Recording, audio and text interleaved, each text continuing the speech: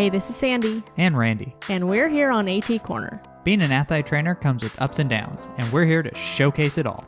Join us as we share our world in sports medicine. Welcome back to another episode of AT Corner. For this week's episode, we have an education episode on, I would say, a fairly new modality to kind of add to the tool belt. It was new to me a couple years ago. Yeah, I feel like it's not as mainstream. I feel like it's still kind of a newer thing. Did you learn about this in school? No, actually. I didn't either. I learned this when I was a grad assistant. Sweet. So what are we talking about? So we are going to be talking about deep oscillation therapy. Deep oscillation therapy, also known as Hyvamat, is the name brand you might recognize. Yeah, I was going to say that's how I knew about it, was that. And then I later found out that the type of treatment that it's doing is deep oscillation therapy.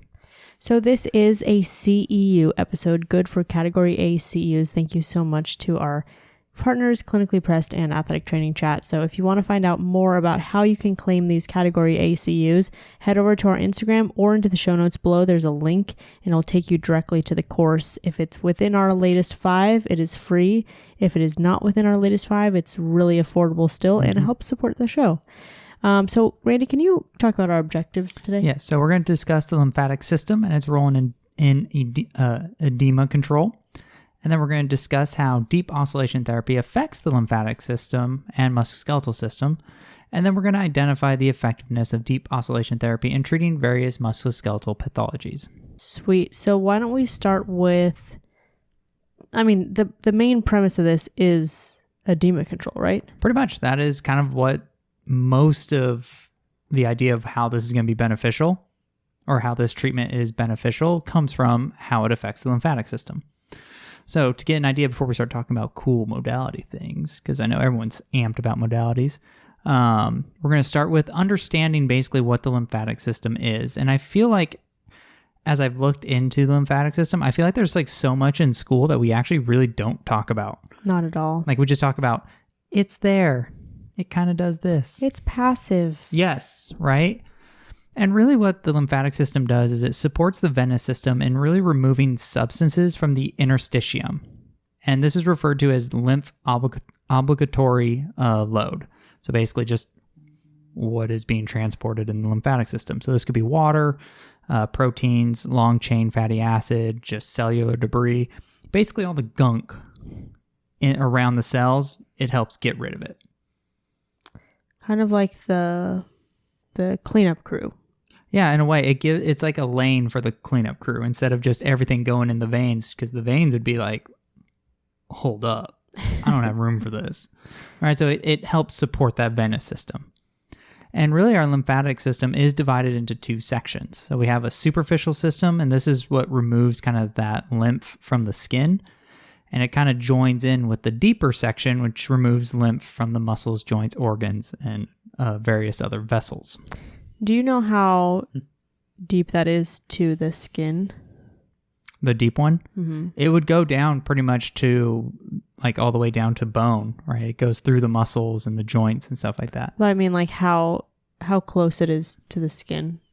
Like, where does the superficial one it's end? like right up into the dermis. Okay, so you can actually kind of access it. Well, and that's why, like, a lot of, like manual lymph drainage techniques, and this technique in particular, you really don't need a lot of pressure, and it's a lot of very gentle pressure against the skin and just almost deforming the skin. And that's why it's because of those superficial layers, because you're still having an effect, because it's basically moving that edema from the skin layers into the deep, and then you're helping it push it up from the deep. That's really cool. Yeah. I kind of talk about this with cups when I am trying to do some sort of edema control with cups. I say that with a little star asterisk because obviously I'm not putting it on that specific spot. But on the edema. Right. But if I'm going to put it like near the lymph node, I'm kind of like allowing more blood flow to I'm almost like decompressing that area. And that's, again, another important concept when you talk about lymphatic drainage is you need to open up the lymphatic vessels up the stream so you have a place to push things to. Right.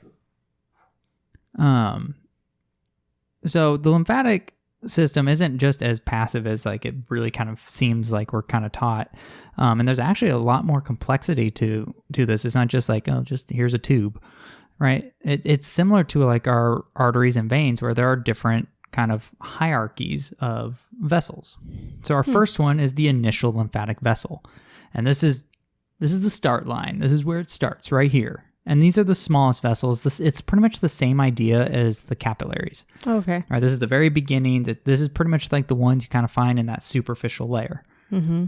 From there, they basically transfer the lymph to what's referred to as pre-collectors.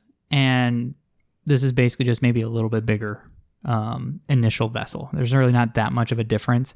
You kind of see some like the beginnings of a one-way valve. It's not really like strong. Really, it's a transition phase to the next level, which is, if you guessed from the name, pre-collector. Collector. Let me guess, it's collecting things? Yes, exactly.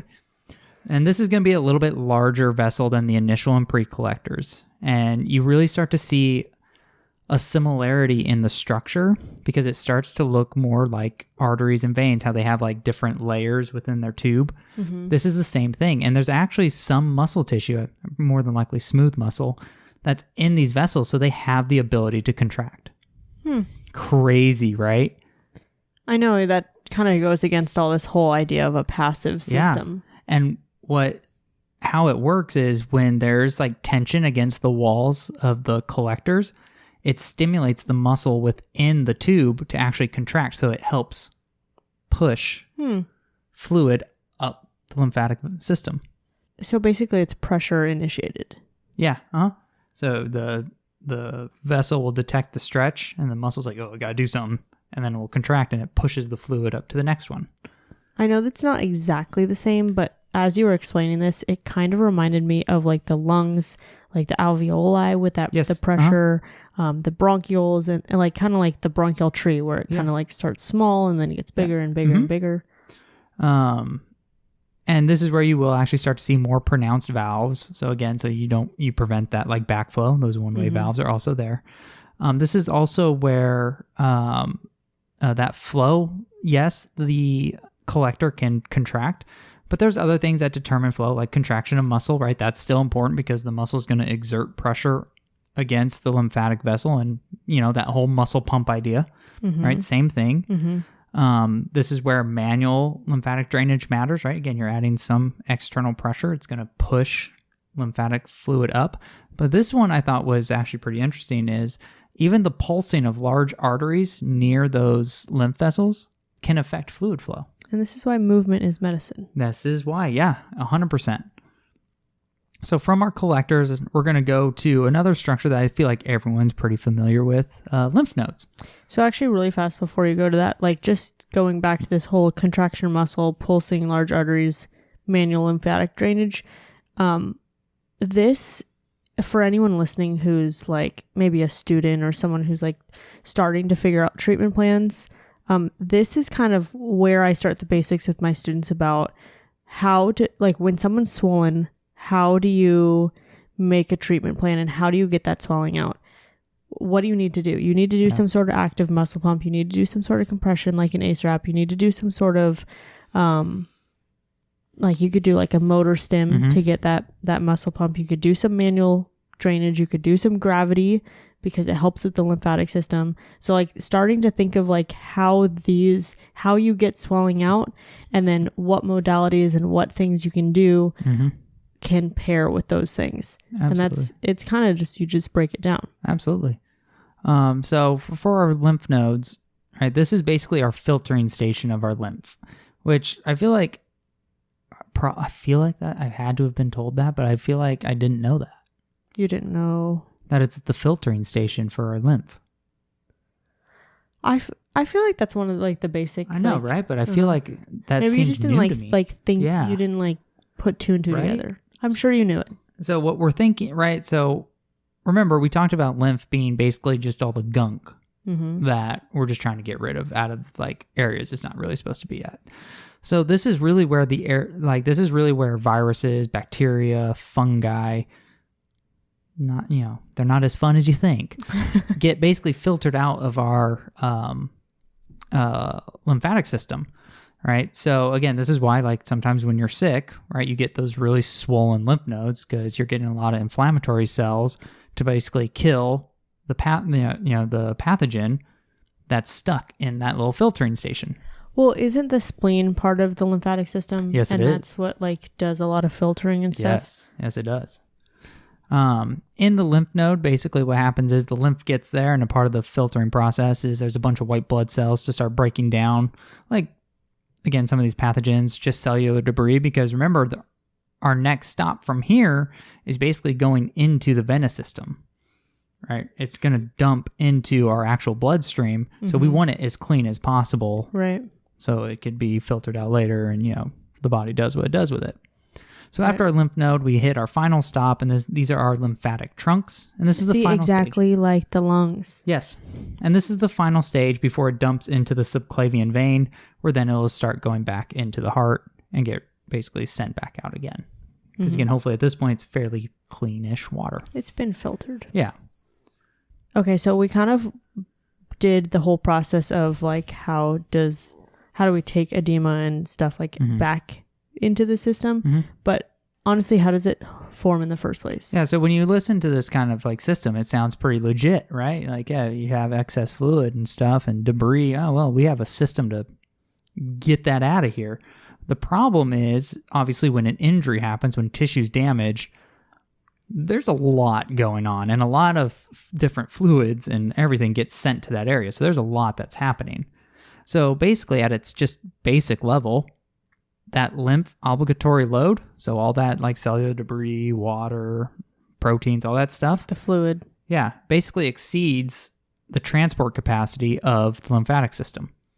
Basically, the lymphatic system cannot keep up on taking that stuff out, so it starts to accumulate. Workload way too high. Exactly. If you're from SoCal, this will mean a lot to you. It basically becomes the 405 on a Friday afternoon. Yeah. The freeway cannot handle the transport of all these vehicles. Yeah, you don't want to be stuck there. And that's basically how it forms. And there's some stuff too that because of the high pressure of the surrounding area, because of the edema, it can like plug up certain areas, or because there's so much fluid getting into the lymphatic system, it kind of gets stuck. So now it creates kind of like a plug, so it's kind of slowing down, right? There's some of that concept as well that does affect why edema kind of forms and why we can't transport as much out. And that's why, again, our manual therapies, our muscle pumps help kind of pump that out and kind of get rid of that plug and let the system kind of work like it should. Okay, so where does deep oscillation therapy fall into this? Yeah, absolutely. So first we have to understand what deep oscillation therapy is. And when you really kind of think about it, the name kind of gives you what it does. But this is a modality that creates an electrostatic field basically between the clinician and the patient. And what this field does is it creates vibrations across the treatment or across the tissue being treated. Okay, I think this is the craziest thing. Like when I was first introduced into this, like putting a stim pad on you and then you actually feeling, I guess it's not a stim pad. It's like an electrode. It's like one of those. Right. Putting a pad on yourself and then like creating that connection and then you actually feeling the treatment at the same time. It's just like, you know how they say that like hands-on treatment is what's the word I'm looking for? Therapeutic. Yeah, it is therapeutic. Yeah. Like, I feel like even if the research didn't even show anything about this, like, I feel like the fact that, like, you feel, and, I mean, you're also getting, like, a little effleurage and, like, a little flush, like, and this is just amplifying that. But even if it didn't really do as much, I feel like that connection is just, it's important. Yeah, no, for sure. Like, human touch makes a big difference. So the idea of these vibrations is it stimulates the lymphatic system and helps stimulate the lymph flow, right? That vibration is going to help open up the channels of the lymphatic system. So now the tube's bigger, you can add in more. Is vasodilate, no, I guess vasodilate would be vessel. Would it just be dilate? Ooh, good question. Lymph dilate. Yeah, good question. Lymphodilate. If not, we just made up a whole new term. But yeah, that's basically the idea. And that vibration is going to help push more fluid into the already opened lymphatic vessel. Now you can get more out. And it also might help with blood flow. So now, again, you're getting a good flow. What I thought was very interesting about this treatment, like anytime we talk modalities, everyone talks about like tissue depth. Like you talk about ultrasound, you talk about heat and how like, oh, well, heat doesn't, like a hot pack doesn't go that deep. So is it really doing anything? Ultrasound goes a little bit deeper. The vibrations from deep oscillation can be like, it affects tissue 8 centimeters deep. That is crazy to me. That means everything's affected, right? The skin, the fat, the fascia, even actually within the muscle itself is feeling the effect of this vibration. That's like 3 inch. That's like 3 inches. Yeah. Right? Yeah. So you're talking about something that like we're using a modality that we can actually affect the actual muscle tissue. Wow. That's crazy. So all the nerds out there who are like, no, I want to make sure my tissue depth, I know what's happening. Boom. This is for you. That's like, think of like 3-inch elastic on. Yeah. Next to your leg. That's pretty good. Yeah. I think anything that you can say that I am truly having a physiological effect directly on, like, because most time we're treating the muscle tissue. Right. Like that is a huge, like, take my money now.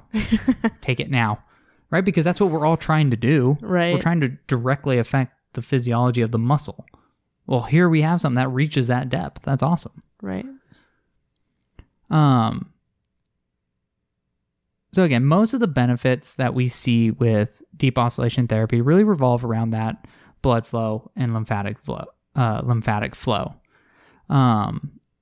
That's where most of the evidence kind of goes as being beneficial, but there are some other explanations on maybe why it can help with maybe pain or help with like some mobility stuff. Some of that is regulating muscle tone. Mm-hmm. The vibrations are going to affect mechanoreceptors in the skin. And now again, we talked, these vibrations can actually go into the muscle.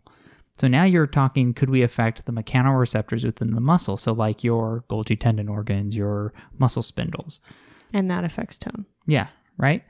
So this could lead to an inhibition of the H reflex and muscle excitability. Basically, that H reflex is basically your muscle's quick response. It's like like the reflex, right? It's a quick action from your muscle. The H reflex was so hard for me to learn. I knew when I put it in here. You remember? You would be stoked to talk about H reflex. Right? Moving on. Right. So if we can inhibit that and inhibit muscle excitability, right, maybe we can improve the ability of our muscle to relax. And now you can maybe get a little more motion out of it. All right. So that's a kind of a neuro idea of how this might work as well. I personally think I'm a little more geared towards the blood flow. I think that's a really big important aspect on how we gain that mobility. But I mean, if you're stimulating mechanoreceptors, you're definitely going to see decrease in like at least pain responses and stuff. Mm-hmm. So I know you just said that you were more into like blood flow, lymphatic flow, stuff like that. But what about other musculoskeletal conditions? Yeah. So how does this play a role? Yeah, for sure. So now, yeah, that's great. That's what it's supposed to do. And that's the physiology. But what does that mean for the actual patient? Like, does it actually do anything like clinically relevant for us? Right. And unfortunately, with this modality, there's really not a lot of evidence on it being used to treat certain musculoskeletal injuries. There's a lot of stuff on just lymphedema from cancer treatments, which is still important, right, to know because it's still having an effect on edema. Right. And then another kind of like drawback to this was a lot of the studies actually weren't done in English. They were done in a lot of different countries in like those languages, and a lot of them were German. And I don't know German, so it's really hard to read that article if you don't know German. Right. And sometimes if it's in an article or in a journal that's in a different country, yes, it might be in English, but it might be behind a paywall, and we're not paying for articles here. I don't like doing that. They're expensive. Right. So there is some limitation on the actual available literature on it. I'm actually surprised there's not a lot more because it's really not that old. Like there are some studies from like 2012, 2010. Oh, wow. Yeah. And it's like, this has kind of been around for some time-ish. Like, why isn't there more? But there are some stuff. There's been stuff on ankle sprains. And the evidence has been somewhat conflicting. Was it specifically... What about ankle sprains? Like just like the lateral ankle sprain. But I mean like specifically for like pain or for pain, swelling. I think they added in like some patient reported stuff. Kind of go hand in hand. Yeah. Like as soon as you get someone swelling down, like they're in a lot better place anyway. For sure. One study showed that it can definitely reduce edema compared to not doing like just doing a normal standard of care. So they added in deep oscillation therapy to standard care. Did you see anything that was just comparing straight, like just effleurage or just milk massage? No, they didn't. To deep oscillation? Not that I've seen. That would be interesting too. Right. And really what, some kind of notable things in this one article is, they started the next day, right? Person got hurt and they started doing this the next day. Treatment time was about 25 minutes, and they did it basically once a day for 6 weeks. But there are 2 other studies that didn't really use the same time frame. They used only 5 days, and another one literally just did one treatment. And those were the ones that showed no differences in edema. Okay. So I think so it's like not something you just do once. Yeah. So it shows some limitation. Hey, you might have to stick with this a little bit. I didn't see anything either on the severity of the ankle sprain. So could that matter, right? Like if you have like just some grade 1 with minimal swelling, are you going to see that much of a difference compared to someone who has grade 2, grade 3? And they're like, we're looking at a balloon of an ankle. Right. I can't even see malleoli anymore, right? Is that going to make a difference too? Usually this is something we do in combination with like, we'll do like a motor stem swelling treatment, and then we'll do like a milk massage, and then we'll do we'll stick someone on the Hiva mat and kind of flush them again, and then we'll do the compression. So like we're doing multiple. Well, yeah. Like I think that's the thing with real practice too, right? Is like we're never just doing this, right? We're never just doing this and then like do your exercises, right? We're probably gonna add in a little bit more, right? Especially if it's like super acute and like this kid's got to get back like right now. I did do it on a hamstring for the first time recently. So. That's coming up. We'll segue right to it. So speaking of the hamstring, there is some evidence that it can improve hamstring flexibility. This one was a little more in depth on their parameters, and it's similar parameters to what I've seen. Basically, they shift different intensity or like frequencies throughout the treatment, and the treatment time was about 28 minutes. But this is I've used obviously. Like the Hiva mat for edema, but this is what I've used it a lot for too, is hamstring mobility and like healing, like post hamstring strain. So I share that with you. Well, the reason why I did is because after a lot of like the readings that I did for hamstring specifically were showing that you really don't want to dig in the hamstring when it is healing. Yeah. And when the scar tissue is laying down, you kind of just want to let it lay down. I just kind of wanted to do something more like light, but still getting like that healing touch on that hamstring and getting some like movement within that hamstring while it's still healing, while we're working on like other stuff like hips and core. So this kind of was a perfect like segue that I could be like, you know what, we can do this without actually like a pin and stretch, without like making it worse, without digging pretty deep. Yeah. It doesn't take like really the pressure you're putting is basically just enough to deform the skin. Like, and even if that, you might even just be going over the skin. Right. Like, it's really not a lot of pressure, but you're getting 8 centimeters worth of work. It's awesome. The thing is like, so I know for our machine, we have a little card that has preset, and there's not really, you can't really change much. See, that's the thing I think that's different is we had, maybe it was an older model, but we had like this whole like full unit thing. So no, those are like 4 times as expensive. Like 100%. That's as the little handheld one. Then. Yeah. And that one, there's a lot more customization. So I'm sure the handheld one just it's still shifting frequencies. It's just it has a pre-programmed shift as opposed to I'm doing this. Oh, now I got to turn this down. Oh, I got to do this. Basically DJing. It's like we have a complex version of a stim, basically. Yeah. Could you hold on? That brings up a good thing. Could you imagine you're doing the compact or like doing stim? You're like, hey, I want to do this complex. You're like shifting frequencies in the middle of the treatment. Okay, I know this is total sidebar, but I just saw a video that you know the sirens of EMS of like the fire trucks and like yeah, they're like individual. Like if they want to do the wee woo, like it's different than if they want to do the horn or if they want to do the siren or like yeah. Perfect, thank you. Yep, you're welcome. So that's a different button than like the previous one. Yeah. Crazy. They're like DJing up in there. That's what I was saying. DJing the It's like not pre-recorded. No. I had no idea. Yeah. Neither did I. That was news to me. Yeah. But yeah.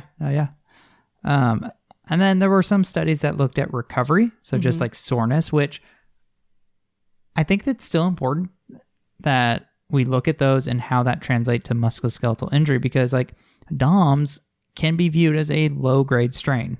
Right, you still have an inflammatory response. It's still damaged muscle. So I think you can still view it as muscle strain kind of injuries. And again, this is how I've used the Hivamat in the past. Hivamat. In the past is my track kids would be crushed, calves, hamstrings, sore, tight.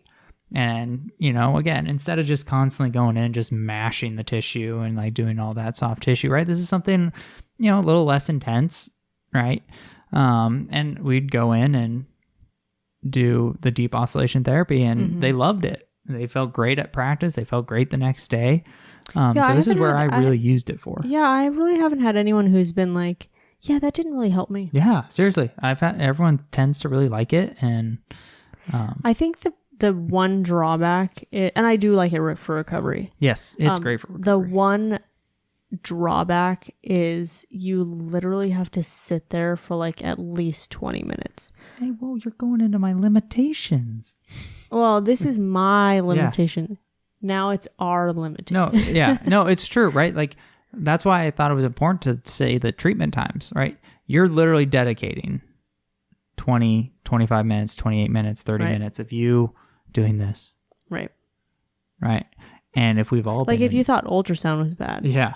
And we've all been in that crowded athletic training room. When do you ever have time to just do that? You don't. There are some attachments where the patient can do it themselves, right? You basically... Wait, really? Yeah. They have an electrode on them, and then there's a handheld thing that they go over with. Huh. Again, that might be... Can they shock themselves? That might be the big unit, by the way. Maybe that's why. Probably. Can they shock themselves? Question. I don't think so, because they are the current. Have you ever No, because I'm scared. I did. It hurt. I bet it hurt, because when you do that with the stim, it hurts.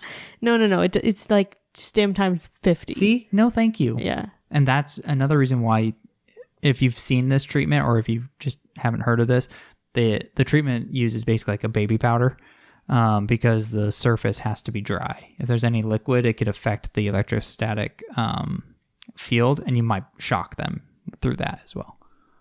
Would it be beneficial to do a rubbing alcohol prior to the baby powder? Ooh, why? To evaporate the liquid on the skin.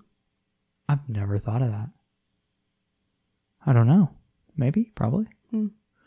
But yeah, no, that... So yeah, they do. And you have to wear gloves because wear gloves with this. If your skin touches the skin of the person you're working with, done. Yep. You shocked. Both of you gotta shocked. Have gloves. Yeah. The way it happened was my forearm touched them, like as I was moving. Ouch. I remember. Oh, man, this is really taking me. I want one. I miss having these. It's only the small ones. Like it's not that bad. Like 5 years ago, I want to say it was like under 4,000. I mean, that's basically a combo unit. I was going to say it's basically a game ready. Yeah, it's basically a game ready too. Yeah. And I feel like game ready is important and has benefit, but I feel like I'd get more out of this. Right. But man, it's taking me back because I remember I used to put the electrode on me like at my waist because then like for sure it's not falling off because my waistband would hold it. Good times. Anyway, where were we? Recovery. Recovery, that's right. So they do have an applicator where the patient can apply it themselves. That's pretty cool. So that could be an option to free yourself up. The only problem is, like, if you're doing anything posterior chain, well, that ain't going to work very well. Yeah. Or like distal, like if they're doing their ankle. You could probably get away with their quad. Yeah, like quad or anything upper extremity, like elbow. To do wrist. like one arm, I guess. Yeah. But yeah, no. Evidence for recovery is actually showing a pretty good benefit. It can improve muscle strength after fatigue, and it can actually decrease some of that muscle tightness. So that's pretty huge. It actually kind of help improving the recovery of that muscle strength after soreness or a fatiguing exercise. Does it have to do with the H reflex and the Golgi tendon organs and the muscle tone? It could be for the muscle tension. I think a lot of it still is the blood flow aspect. And I think because most of the things that I've really noticed on what helps with recovery, it's basically taking all the inflammatory response, all the waste, all the just crap that gets made during exercise and getting it out of there as soon as possible. And this is a modality that does that. We're helping shuttle all the crap out. And that should help with that recovery. That is what I've seen be very beneficial with recovery. So I think that's where a lot of it's coming from. Nice. And then, of course, you do see that decreased soreness, and they had a decreased perceived exertion. So their next bout, they felt like they didn't work as hard. So I really think, again, these studies do a really good job of showing the basis of this could be expanded to definitely musculoskeletal conditions, right? Like we look at like tendinopathies, right? We always talk about trying to get blood flow there and trying to stimulate that healing process. Well, here we go. This can help blood flow in an area. What about knee injuries, right? I don't even think I've seen a study that's looked at like post ACL, like just stuff like that. All right. So I think there's definitely, I'm just surprised that this isn't more popular. I feel like part of it is I feel like no one talks about it. Like, I don't think, I feel like because I just found out about it like right after COVID. So I feel like just the lack of popularity among clinicians also, I feel like, is not going to drive evidence. No, for sure. And literature. Yeah. It's not like we have machines that are more expensive than the single unit. So like a Thermex is what? Oh boy. Right. So like I can't imagine. It's not something like, it is expensive, but it's not something that's like the Ultra G. Oh gosh. Yeah. You're dropping a couple bags on that. Right, exactly. Like I feel like it's not an unattainable modality. Yeah. No, for sure. I mean, it'd be nice. Rich Mar, you're more than welcome to send me one. It's no problem. I won't say no. But yeah, so I think those are some things to keep in mind. And we already talked about some of that limitation of one on the clinician, just being there. I have to be dedicated to this. Again, there's also some limitations in the literature as far as what frequencies were used, right? Some used just one set frequency. Some used a range from 25 hertz to 150 hertz. And they were playing DJ during the treatment and like changing it. Wee. Yeah, they probably had sounds with it, because that'd be cool. A little soundboard on the... I should add that to my athletic training room right now. Oh, I could totally see you with this soundboard in your... Yeah, totally. The manufacturers do have recommendations. Like I said, the only one that I know of is Richmar. I know there's probably others that make this. I'm sure they're like more international, like probably more companies in Europe. So we probably don't see those products as much. But still, like, there are recommendations from the manufacturer. But again, like, it's what the manufacturer's recommending.